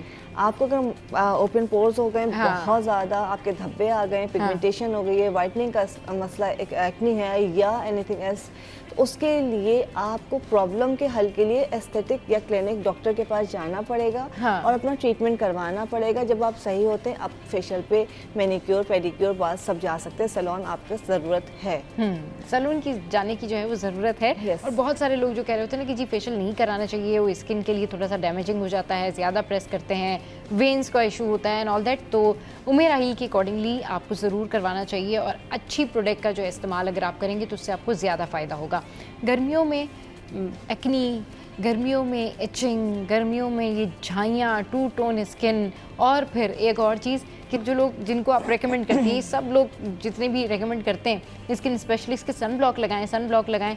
सन ब्लॉक लगाने के बाद पिंपल क्यों होते हैं बहुत सारे लोगों को? लोग ये कहते हैं कि जी सन ब्लॉक लगाने से पहले हमें पिंपल नहीं थे, हमें ये एक्नी नहीं थी, लेकिन जब हमने गर्मियों में सन ब्लॉक लगाना शुरू किया, हम बाहर गए तो हमें पिंपल निकलना शुरू हो गया। पिंपल, एक्नी प्रोन स्किन है तो पिंपल निकलेगा। अगर अचानक मेरे और आपके निकल आया तो हम सोचते क्यों निकल आया, कोई वजह हो सकती है। सही। पोर क्लॉग हो गया है, आपका पोर बंद हो गया, ऑक्सीजन नहीं मिल रही है, वहाँ पे कोई चीज़ जमा हो गई तो दाना बन जाएगा। ठीक है, आप अगर सन ब्लॉक लगा रहे हैं, सन ब्लॉक का कोई कसूर नहीं है, सन ब्लॉक कौन सा लगा रहे हैं, किस तरह लगा रहे हैं, कैसे लगा रहे हैं, ये चीज़ मैटर करती है। इक्का दुक्का दाना हो जाना कोई बड़ी बात नहीं है, उसमें टेंशन नहीं लेनी चाहिए। अगर बहुत ज़्यादा दाने हो रहे हैं, पस्टिक एक्नी हो रही है या बहुत अजीब सा पूरी स्किन भर गई है, उसके लिए देखना है जेल सन ब्लॉक मिलते हैं आपको, क्लेंजिंग। आप सन ब्लॉक बेचारे को तो मतलब कसूरवार ठहरा रहे हैं, लेकिन प्रॉपर क्लेंजिंग नहीं कर रहे हैं। अगर आप प्रॉपर फेस वॉश करते हैं, सुबह का वॉश किया, लाइक अगर मैं आप सुबह इधर आई हूँ, मैंने फेस वॉश किया, उसके बाद अपना सबसे पहले हल्का सा सीरम लगा के सन ब्लॉक एक लेयर लगाई, फिर दूसरी लेयर लगाई, जबकि मैं एसी में बैठी हुई। सही। फिर आपका मॉइस्चराइजर, देन फिर मैंने सन ब्लॉक, 3 लेयर मैंने सन ब्लॉक की लगाई या फिर मेकअप किया। सही। तो सन ब्लॉक बहुत ज़रूरी है, सन ब्लॉक लगाना बहुत ज़रूरी है। शो में यहाँ वक्त एक ब्रेक के बाद वापस आएंगे, फिर कंटिन्यू करेंगे डिस्कशन को।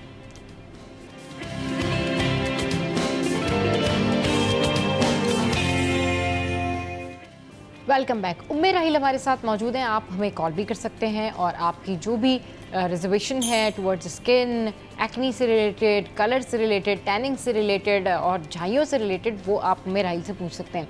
उम्मे राहिल, बहुत सारे लोग, अक्सर लोग बल्कि मेजॉरिटी ये कहते हैं कि हमने ये रेमेडी की तो हमें फ़ायदा नहीं हुआ, हमने तो सीरम यूज़ किया तो हमें फ़ायदा नहीं हुआ, हमने पता नहीं कितने टमाटर लगा लिए फ़ायदा नहीं हुआ, हमने कितनी महंगी प्रोडक्ट लगा ली फ़ायदा नहीं हुआ, हमने फ्रांस से मंगवा ली, हमने पता नहीं कहाँ से चीज़ें मंगवा ली, लेकिन हमें तो कोई फ़ायदा नहीं हुआ। तो ये ज़रा बताएं, इस मसले का क्या हल है, कैसे फ़ायदा होगा लोगों को? देखिए, अगर आपका लिवर सही काम नहीं कर रहा है, अल्लाह ना करे किडनी में कोई इशू, सबसे पहले मेन चीज़ स्किन के लिए लिवर है, ठीक है। आपकी ब्लड सर्कुलेशन सही नहीं है, ऑक्सीजन सप्लाई सही नहीं है, तो आप कुछ भी लगा लें, कुछ भी नहीं होगा, सही, कुछ भी नहीं होगा, चाहे कुछ भी कर लें। तभी हम बहुत सारी चीज़ों में पहले लैब्स करवाते हैं, डिफरेंट टेस्ट करवाते हैं। आपके इंटरनल हेल्थ आपकी ब्यूटी के लिए सबसे ज़रूरी है।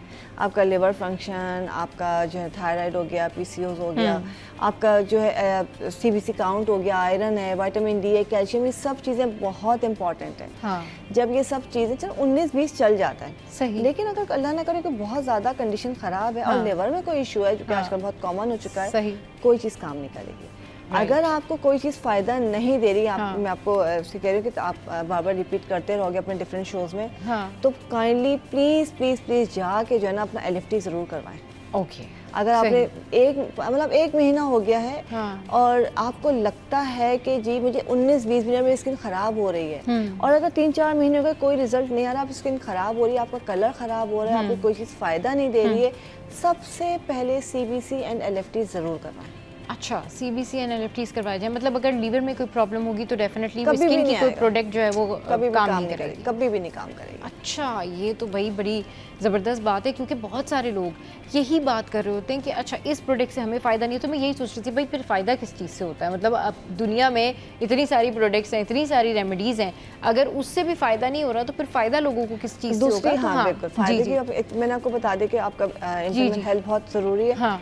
आप हर्बल रेमेडीज, होम रेमेडीज कर रहे हैं, 7 से 10 दिन आपने करना है। अगर कोई प्रॉब्लम नहीं हो तो 21 दिन या 1.5-2 महीने, हम 21 दिन से 2 महीने लाजमी कहते हैं, तो रिजल्ट आपको आना शुरू होगा।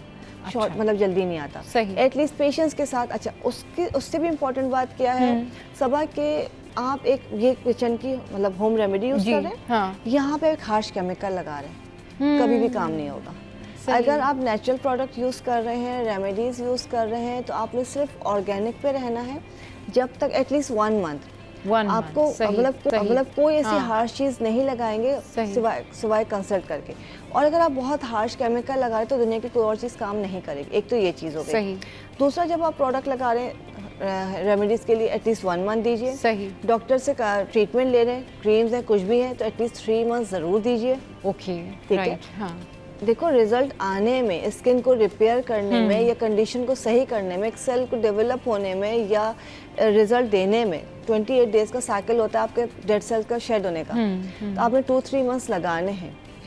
हफ्ते में, 10 दिन में कोई चीज़ रिजल्ट नहीं देगी सिवाय जो 7 दिन में गोरा करने वाली दावेदार क्रीम है। उसके अलावा कोई भी काम नहीं, कोई भी चीज़ काम नहीं। तो इसके लिए आपको पेशेंस के साथ चलना है। सही। अच्छा, डार्क सर्कल्स, गर्मियों में नींद पूरी नहीं होती, गर्मी ज़्यादा होती है, एंजाइटी भी रहती है, उससे स्किन पे और ज़्यादा जो है ना वो स्किन थकी लगती है, फ्रेश नहीं लगती, क्या हल है? अच्छा, देखिए, पहले एक तो मैंने आपको जो सबसे पहले चीज़ बताई थी वो बहुत अच्छी है। दूसरा, अगर डार्क सर्कल्स का भी इशू है तो दूध, जो कच्चा दूध है, तो उसे बॉयल करने से पहले कच्चा दूध ले लीजिए। अगर इस्तेमाल नहीं होता तो थोड़ा सा मंगा के घर में रख लीजिए। कॉटन बॉल्स उसमें डिप करें ठंडे दूध में, कच्चे दूध में, और उसको आंखों पे लगाएं। आपको सूदिंग इफेक्ट मिलेगा और उसके अलावा आपके डार्क सर्कल्स भी कम होना शुरू हो जाएंगे। दूसरी चीज़, कैफीन बेस्ड जो सीरम्स होते हैं वो डार्क सर्कल्स के लिए, आपकी पफीनेस के लिए बहुत अच्छे होते हैं। अच्छा। और उसकी जगह आप कॉफ़ी का ब्लेंड बना के भी लगा सकते हैं। ठीक, आपने ग्रीन टी ली, ग्रीन टी का जो अपना टी बैग है आपने पानी में डाला, थोड़े से पानी के अंदर, सही, उसमें आधा चमचा कॉफ़ी डाल दी, राइट, उसको रख दिया फ्रिज में, बिल्कुल चिल हो गया वो, चिल्ड, आपने उसको बिल्कुल छान लिया, सही, वो जो एज अ सीरम आप लगाना शुरू कर दें, सही, ठीक है, वो बहुत फ़र्क पड़ेगा, उससे बहुत ज़्यादा फ़र्क पड़ेगा। अच्छा, ये जो कच्चे दूध की आपने बात की, कच्चा दूध जो है वो मतलब ठंडा, बिल्कुल चिल्ड, यस, ओके, सही। जितना ठंडा पानी भी लगा रहे हैं, दूध भी लगा रहे हैं, वो आपको गर्मियों में बहुत ज़्यादा फ़ायदा देता है। हाँ, एकदम से किसी हम पानी बर्फ़ में मुंह डाल रहे हैं या बर्फ़ लगा रहे हैं तो वो थोड़ा सा चेक कर लें, बहुत से लोगों को सूट नहीं करता। अच्छा, आइसिंग के बारे में मैंने आपसे पूछना था कि आजकल यूजुअली एक ट्रेंड बन गया है कि सुबह उठते हैं लोग और आइसिंग करते हैं, और सबसे पहले उन्होंने एक बाउल लिया, आइस ली, और सबसे पहले क्या करते हैं वो आइसिंग करते हैं। ये ठीक है आइसिंग करना, मतलब इट्स ओके?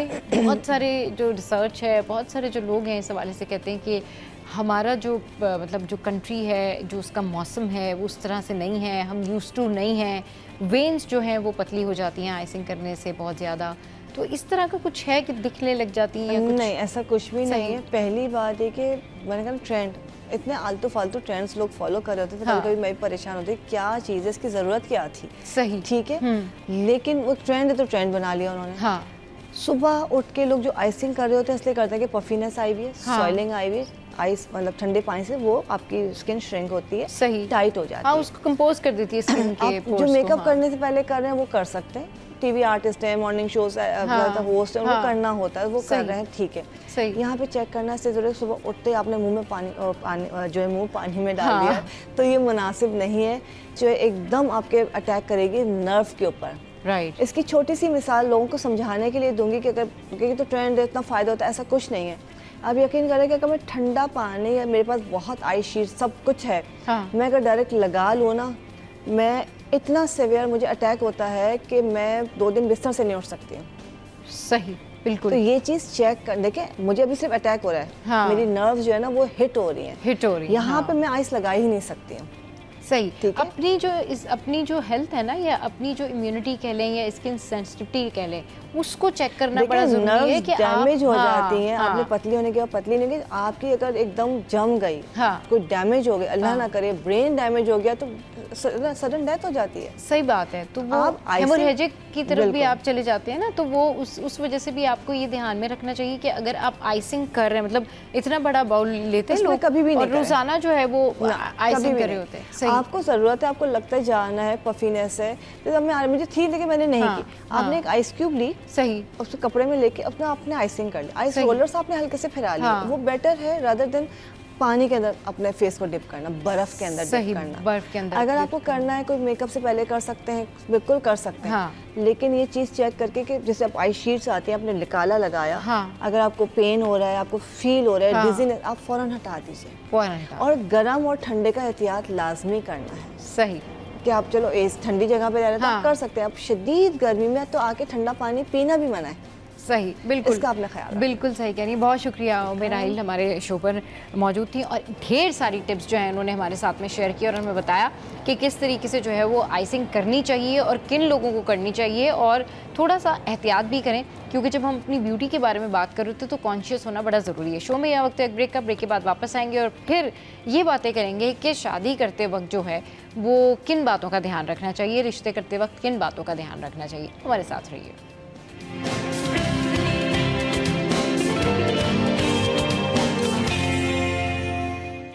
Welcome back. तो भाई अब जो हम टॉपिक डिस्कस करने जा रहे हैं, ये टॉपिक कुछ इस तरह से है कि बहुत सारे लोग रिश्ते करते हैं और शादियों के लिए परेशान होते हैं कि भाई वो किस तरह से रिश्ते का इंतखाब कर सकते हैं। उनको खुद भी नहीं पता होता कि उनकी चॉइसेस या उनकी जो लिस्ट है वो किस तरीके से जो है वो फिल करें और उनको क्या चाहिए। लेकिन मेनली जो वो चीज़ें डिमांड कर रहे होते हैं वो यही होता है कि जी लड़का अच्छा कमाने वाला हो, लड़की खूबसूरत हो, पढ़ी लिखी हो। लेकिन अब इसका जोड़ भी देखना ज़रूरी होता है कि कंपैटिबिलिटी है या नहीं है।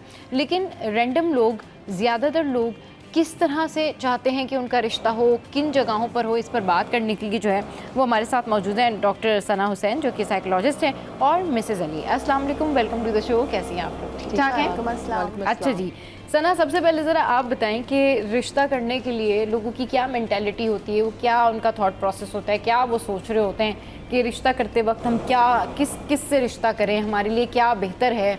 पढ़ा लिखा लड़का देखते हैं वो, या फिर वो स्ट्रगल जो लड़के कर रहे होते हैं, या फिर वो जो बिल्कुल उस फेज़ में होते हैं कि वो नई नई फ्रेश जॉब लगी होती है वो सोच रहे होते हैं, या फिर वो कहते हैं नहीं हमें बिल्कुल वेल डेवलप्ड वेल ग्रूम्ड जो है वो पैसे वाला बंदा चाहिए।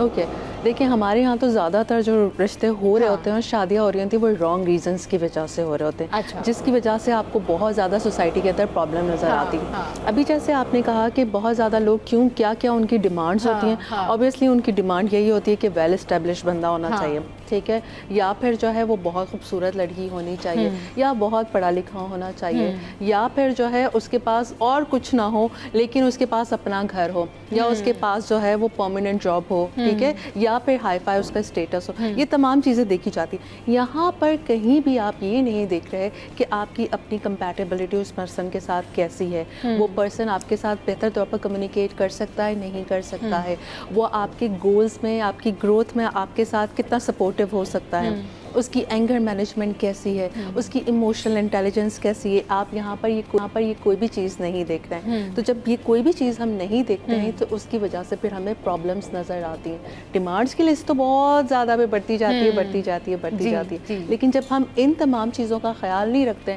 तो फिर आपको केओस नज़र आता है मैरिजेस के अंदर। सही। चलें जी, मिसेस अली भी हमारे साथ मौजूद हैं, उनसे पूछते हैं। मिसेस अली, आपके पास इतने सारे क्लाइंट्स भी आते हैं, आप खुद भी जो है ना वो इतने सारे लोगों से बात करती हैं, बड़ा एक्सपीरियंस है आपको, ये रिश्ता करते वक्त मुस्कुरा क्यों नहीं आप? आपको देख के मुझे हंसी आती है, आपको पता है? ये बताएं, रिश्ता करते वक्त आपको किन बातों का ध्यान रखना चाहिए, लोगों की डिमांड क्या होती है, लोग एक्चुअल में चाहते क्या हैं कि हम किससे रिश्ता करें? क्योंकि देखें, अगर किसी की फैमिली में एक अच्छा रिश्ता आया है, लड़का नॉर्मल कमाता है, पढ़ा लिखा है, मिडिल क्लास फैमिली है, रिजेक्ट हो जाएगा रिश्ता। रीज़न आपको भी पता है। लेकिन यही रिश्ता अगर बाहर का है, यही रिश्ता जो है वो ऐसे लड़के का है जो कि 10-15 लाख रुपए कमा रहा है, तो रिश्ते के लिए सोचा भी जाएगा और उसकी जो बाकी बुराइयां हैं वो शायद माइनस भी हो जाएंगी।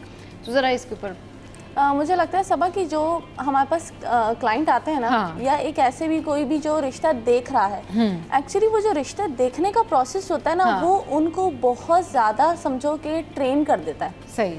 क्योंकि वो रिश्ता देखते देखते इतने ज़्यादा चीज़ों को बारीकियों से देखने के आदी हो जाते हैं कि उनको एक परफेक्ट मैच ढूंढने में कम से कम भी 3 से 5 साल का टाइम लग जाता है। सही। शुरू में तो सबकी डिमांड्स यही होती है कि लड़का अच्छा हो, छोटी फैमिली हो, पढ़े लिखे लोग हों, और अगर लड़की की बात करें तो लड़की खूबसूरत हो, छोटी फैमिली हो और अच्छे लोग हों। लेकिन जो ही रिश्ते का प्रोसेस शुरू होता है, वो जो रिक्वायरमेंट्स होती हैं वो डिटेल्स में बदलना शुरू हो जाती हैं।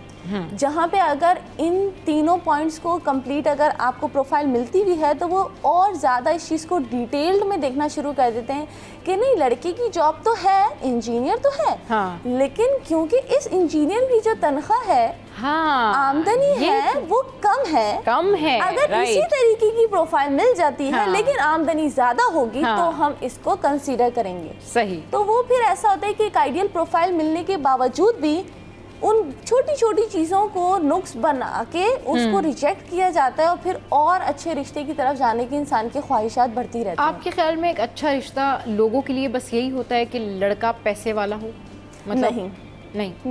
सही। क्योंकि हर चीज़ पैसे से नहीं होती, और आजकल सोशल मीडिया का दौर है, तो लुक्स भी मैटर करते हैं, एजुकेशन भी मैटर करती है, फैमिली स्टेटस और वैल्यूज़ भी मैटर करती हैं, और लड़के की इनकम उसकी एजुकेशन के ऊपर जो है वो डिपेंड करती है। सही। अब सोशल मीडिया का तो दौर है, यहाँ पे तो बहुत सारे आपके सोशल जो है वो चीज़ें हैं कि वहाँ अगर आपका एजुकेशन ज़्यादा नहीं भी हो तो आप चल जाते हैं, लेकिन जो क्वालिफाइड फैमिलीज होती हैं वो इस तरीके की प्रोफाइल्स को कंसीडर नहीं करती। उनको एक हम पल्ला रिश्ता दरकार होता है, और हम पल्ला रिश्ते में फिर वो सारी चीज़ें देखते हैं जो मैंने अभी आपको कही। अच्छा, इसमें क्या होता है कि जब आप अपनी बेटी के लिए या आप बेटे के लिए जब रिश्ता देखते तो स्पेशली ये होता है कि जब बेटों के लिए रिश्ता देख रहे होते हैं ना, तो उनको लड़की पूरी ऐसा लगता है जैसे कि उनको ना ऑर्डर पे चाहिए, ऑर्डर पे बना के उनको चाहिए कि लड़की जो है वो गोरी भी हो, खूबसूरत भी हो, पढ़ी लिखी भी हो, हाइट अच्छी हो, बाल भी लंबे हो। मतलब बंदा ऐसे सोचता है कि ये तो अपनी ख्वाहिश हो गई, मतलब ये तो अब कई लड़कियां ऐसी होती हैं जो पढ़ी लिखी होती हैं लेकिन शायद उस तरह से प्रेजेंटेबल नहीं होती, ग्रूमिंग नहीं हुई होती। उनकी ग्रूमिंग हो जाएगी भाई, अगर जब कोई जिस तरीके से अपनी बीवी को या रिश्ते के बाद लोग रखना चाहते हैं, अगर आप उनको पॉजिटिव वे में रखना चाहते हैं तो वो ग्रूम हो सकते हैं। Exactly. लेकिन इस चक्कर में अच्छी लड़कियों के भी रिश्ते नहीं हो पाते और लड़कों के भी रिश्ते नहीं हो पाते, कि वो इतना टाइम लगा देते हैं ढूंढने में कि उनको रिश्ता ही नहीं मिलता। सब वो पूरे पैकेज के चक्कर में ना इंसान समझे कि आधी चीज से भी चला जाता है। हाँ। अब अगर लड़की अच्छी है, मेरा ये प्रोस्पेक्टिव और हमारी गाइडलाइन है कि भाई अगर लड़की अच्छी है, आप इसके ऊपर महीने के इतने पैसे लगा के तो देखो। हाँ। मतलब जो आपको बनी बनाई इतनी खूबसूरत लग रही है, तो क्या वो कुदरती चीजों से बनी है? हाँ। या उसकी कोई मेंटेनेंस नहीं है, या उसकी कोई ग्रूमिंग नहीं है? हर चीज की एक मेंटेनेंस होती है। अगर इंसान है तो इंसान की मेंटेनेंस, उसमें आपकी डाइट भी शामिल है, उसमें आपका पहनना ओढ़ना भी शामिल है, उसमें आपका सोना उठना भी, हर चीज मेंटेनेंस मांगती है। अगर आप ये समझो कि जी मुझे तो बहुत हूर परी चाहिए, अब हूर परी को मेंटेन करने के लिए शादी के 2 साल बाद आप जाके देखो, मासी में और उस हूर परी में कोई फर्क नहीं होगा। मेंटेनेंस जब किसी चीज की नहीं होगी तो ऐसी होगा। और अगर आप किसी सोबर लड़की को पसंद कर लेते हो और अगर आप उसको अपने लेवल के हिसाब से ग्रूम करो, आप रिजल्ट देख लो 2 महीने में क्या होंगे। लेकिन पूरे पैकेज चाहिए सबको। एक तो सबको पूरा पैकेज चाहिए। इसमें फैमिली कितना अहम किरदार अदा करती है मिसेस अली, के फैमिलीज का क्या रोल होना चाहिए कि वो अगर अपने बेटे के लिए या बेटी के लिए रिश्ता देख रहे हैं तो वो मुनासिब तौर पे मुनासिब लोग क्यों नहीं ढूंढ लेते? यानी अगर एक लड़की इंजीनियर है, उसका रिश्ता किसी डॉक्टर के लिए आ गया है, वो दोनों फैमिलीज जो हैं वो इक्विवेलेंट हैं, तो भाई रिश्ता कर लें। लेकिन उनको अपने से कुछ ज़्यादा भी चाहिए और एक्स्ट्रा ऑर्डिनरी ज़्यादा भी चाहिए, और लड़के की जो डिमांड्स होती हैं वो भी इतनी हाई होती हैं कि सुन के बंदा हैरान हो जाता है कि भाई आपके अंदर तो ये क्वालिटी है नहीं, आप दूसरों की बेटी में ये क्वालिटी कैसे ढूंढ रहे हैं, या आप दूसरे के बेटे में ये क्वालिटी कैसे ढूंढ रहे हैं? काउंसलिंग नहीं है सबा, मेरा ये मानना है कि अगर आप अपने बेटों को काउंसलिंग करें ना कि बेटा तुम मिलके तो देखो, मतलब क्या होता है आपने देखा होगा, अगर रिश्ता करना है अम्मा 3 बेटियों को लेके निकल जाएगी, हाँ, पीछे से मना कर दिया, नहीं बेटा तुम्हारे मतलब की नहीं थी। अरे भाई बेटे को मिलवाओ, हाँ, बेटे को बिठाओ, बेटे की पसंद जानो, जिंदगी हाँ, किसने गुजारनी है? सही, बेटे ने, लड़के ने, लड़की ने नहीं, अम्माएं और बहनें फैसला करेंगी। पसंद की बड़ी अच्छी बात की कि पसंद करने की लड़कियां पसंद करने जब जा रहे होते ना तो बहनें और अम्मियां जा रही हैं। टसल में बहनें मना कर देती, क्यों? अच्छी होगी तो कहीं हमारी जो है ना वो चीज कम ना हो जाए। हाँ। अच्छी भाभी नहीं लेके आएंगे, ऐसी भाभी लेकर आएंगे के बाद में भाई भी रोएगा और खुद भी बैठ के रोएंगे। वो मतलब जेलेसी के चक्कर में, हाँ, या फिर किसी ना किसी नेगेटिव की चीज के चक्कर में अपना भी बर्बाद कर देते हैं खानदान, और भाई का खानदान भी बर्बाद कर लेते हैं कि भाई हमारे अच्छी लड़की नहीं लेकर आनी, ऐसी लड़की लेके आनी है जो वो ब्यूटी में हमसे कम हो, थोड़ी सी एजुकेशन में भी कम हो, तो वाह मजा ही आ जाएगा, तो डबल तड़का हो जाएगा कि ठीक है जी हमारी भाभी जो है हमसे 2 पॉइंट्स कम है। लेकिन फिर वो जो 2 पॉइंट्स कम होती है ना, फिर वो 100% जो है ना वो टफ टाइम देती है, बिल्कुल, और फिर वो आपको बताती हैं कि भाई लाइफ को कैसे चलाया जा सकता है और शादी को आगे कैसे बढ़ाया जा सकता है। तो ये बिल्कुल ख्याल रखें कि जब आप रिश्ता करने जा रहे हैं, तो मैं तो इस मामले में जितने भी शोज़ हुए हैं मेरे, मैं हमेशा ये कहती हूँ कि भाई इस मामले में सबसे ज़्यादा पॉजिटिव इंटेंशन और नीयत काउंट करती है। अगर आप अच्छी नीयत से जा रहे हैं और अच्छी नीयत से कोई चीज़ आप रिजेक्ट भी कर रहे हैं, यानी आपको वाकई लगता है कि नहीं ये बेजोड़ रिश्ता है, नहीं ये कंपैटिबल नहीं है, तो दैट्स फाइन। बट अगर आप यही सोच के जा रहे हैं कि नहीं हमने तो लड़की भी ढूंढनी है और वो हमसे थोड़ा सा कम भी हो, थोड़ा सा दबके भी रहे, ऐसी होगी मना ही करना है। हाँ, ये भी होता है, नाश्ता करेंगे, रिश्ता देखने, हाँ, आधा घंटा बैठना है, ज्यादा नहीं बैठना, नाश्ता करेंगे और आ जाना है, सही, सिंपल। ये इशू है।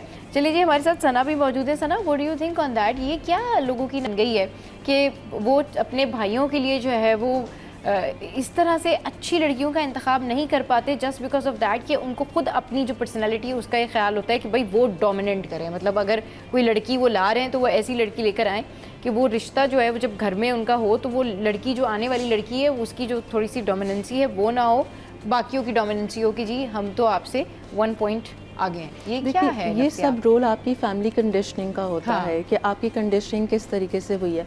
अगर आपके अपने अंदर इन्फीरियॉरिटी कॉम्प्लेक्सेस हैं या उनको परवान चढ़ाया गया है तो फिर जाहिर सी बात है आप अपनी डोमिनेंस चाहोगे और आप किसी और की सुपीरियरिटी को एक्सेप्ट नहीं करोगे। सही। लेकिन अभी जो आप लोग बात कर रहे थे कि एक प्रॉब्लम होता है कि हम क्यों नहीं लेकर आते हैं, हाँ, या इतने ऐप निकालते हैं, या लड़की के जो है माँ बाप ही या बहनें ही क्यों सेलेक्ट करती हैं। हाँ। लेकिन यहाँ पर एक मसला और भी सबसे बड़ा आता है, हाँ। वो ये भी आता है कि जब लड़का अपनी पसंद बताता है तो वहाँ पे भी माँ बाप या घर वाले हाँ। जो है वो मना कर देते हैं कि नहीं जी पसंद की तो हाँ। नहीं आएगी। हाँ। राइट। सो ये भी एक बड़ा इशू होता है कि जब उन्होंने अपनी कंपैटिबिलिटी देख ली है और आपको बता दिए आपको इन्वॉल्व किया है, तो फिर आप इस चीज़ को जो है एक्सेप्ट करें और उसकी शादी जो है वो उस चीज़ पे करा दें जहाँ पे वो दोनों राज़ी हैं। लेकिन जब वो रजामंदी नहीं है और आप अपने कॉम्प्लेक्सेस को छुपाने के लिए या अपनी पसंद को या अपनी अजारादारी या अपनी धाक बिठाने के लिए सब कुछ करना चाहते हैं, तो फिर इसकी वजह से देखें आपके घर के अंदर भी मसले शुरू हो जाते हैं और जिनको ज़िंदगी गुजारनी है वो भी ठीक तरीके से गुजार नहीं पाते और बहुत सारे मसले जो है वो पैदा होते हैं।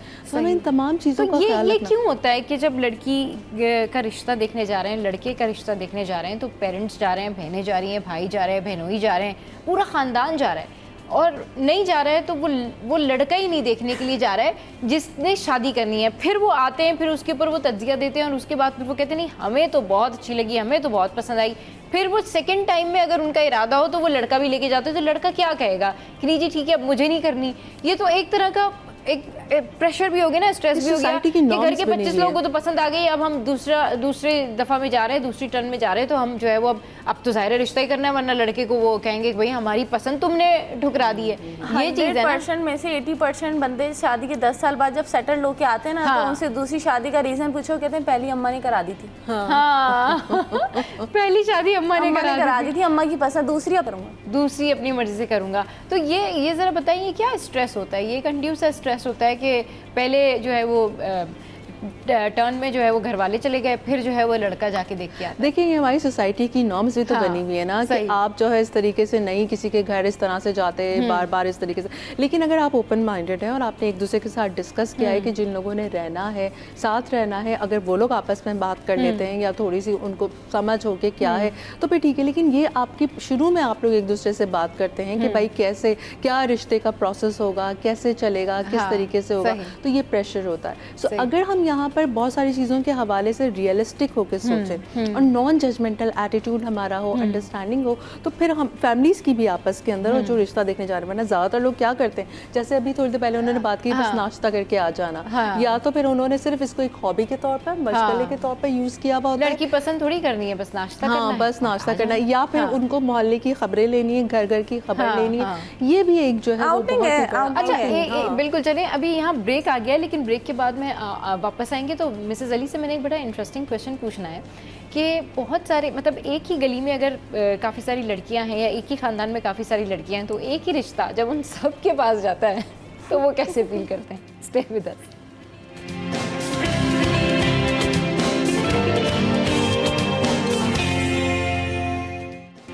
Welcome back. तो भाई मिसेस अली मेरे साथ मौजूद हैं। सवाल मेरा ये है कि एक ही रिश्ता अगर ख़ानदान में 4 घरों में जा रहा है तो उसको एक जगह होता है वो रिश्ता, तो बाकी 3 जो हैं वो किस तरह से फील कर रहे होते हैं, वो क्या सोच रहे होते हैं, और जो एक रिश्ता वहाँ हुआ होता है उसके लिए वो रिश्ता चलाना कितना मुश्किल हो जाता है, क्योंकि 3 ख़ानदान के लोगों ने उसी शादी में भी आना होता है। इसकी 2 साइड्स हैं सबा। एक तो ये साइड है कि मोस्ट ऑफ द टाइम जो लोग हैं वो या तो रिश्ता करते नहीं है, ठीक है, नहीं करते रिश्ता सच में। अब क्या है, थोड़ा सा ट्रेंड निकला है कि कज़न मैरिजेस के लोगों का अवेयरनेस बहुत हो गई है कि फर्स्ट कज़न में नहीं करनी just because of the medical issues के नहीं, मैं कज़न की बात नहीं करी, एक अननोन रिश्ता है जो कि एक ही फैमिली में 4 घरों में 2 साइड्स है ना। अच्छा वो बाज़-औक़ात नहीं करते, लेकिन अगर कोई बाहर से एक रिश्ता आ गया है 4-5 कज़नों के लिए, तो ये है कि अगर एक से हो गई है तो वेल एंड गुड है, तो अगर बाकी को पता चलेगा या तो वो पूरी कोशिश उसकी तोड़वाने की होती है, और अगर नहीं टूटती किसी भी तरीके से तो फिर वो यही बोल के अंगूर खट्टे हैं, हमने मना कर दिया था, हमने ही मना करा था, हमारे इस्तिखारे में मना आ गया था, अच्छा फलां की बेटी की हो गई, हाँ लेकिन हमारा तो इस्तिखारा मना आ गया था। सही। वो अपना तो पार्ट नहीं बताते ना कि रिजेक्शन हुई है या हमें इस तरीके से मना कर दिया गया, तो वो खुद को थोड़ा सा प्रोटेक्ट करने के लिए या अपनी जो अनकंफर्टेबल फीलिंग्स हैं किसी के साथ शेयर करने में कि हमें रिजेक्शन मिली थी,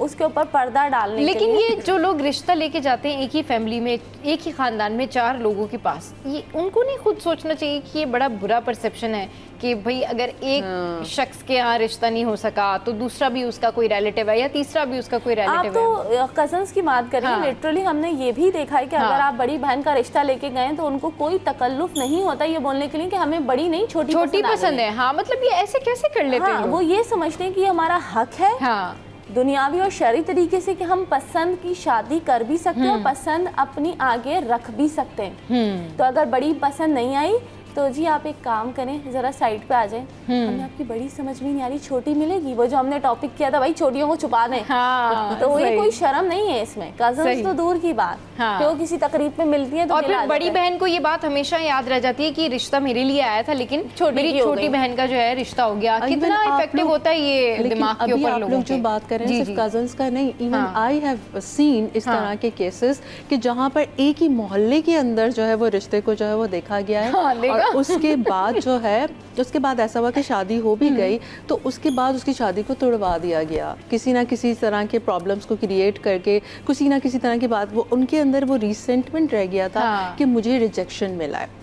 तो जब उसको रिजेक्शन मिला है तो ये चीज़ भी होती है कि इंसान जो है उस, हालांकि लड़के को पता भी नहीं होता है क्योंकि माँ बहनों ने सिर्फ रिश्ता देखा होता है, ना उसकी कोई पसंद होती है ना ऐसा कुछ होता है, लेकिन वो अपने दिल पे इस तरीके से वो कर लेते हैं कि अपनी अना का मसला बना लेते हैं कि नहीं जी मुझे रिजेक्शन क्यों मिला है, एक ही मोहल्ले के अंदर से या एक ही ख़ानदान के अंदर से। तो रिश्ता करते वक्त ये चीज़ों का भी ख्याल रखना चाहिए कि अगर आप पहले अगर जा रहे हैं तो पहले आप इन चीज़ों का ख्याल कर लें। ऐसा ना हो कि बाद में आप ही के लिए मसला हो या आपके घर के अंदर आपके बच्चे की ज़िंदगी जो है वो इस तरह से हो, क्योंकि इस तरीके से करके आप एक को रिजेक्शन दे रहे हैं, सामने उसको जो है वो एक्सेप्टेंस दे रहे हैं, तो ये तमाम चीज़ें जो है किसी ना किसी के दिल के ऊपर जो है ना वो बुरी तरीके से असरअंदाज हो सकती है और आपको नहीं पता कि किसने उसको बहुत ज़्यादा सीरियसली लिया है और किसने उसको चीज़ लाइट हार्टेडली जो है ना उस चीज़ को जो है इग्नोर कर दिया। सही। अच्छा, लोग इतने ईगोइस्टिक होते हैं, इतने ज़्यादा ईगोइस्टिक होते हैं कि वो, जिस तरह से मिसेज़ अली ने भी कहा ना कि वो आते हैं और कहते हैं कि पहली शादी हमने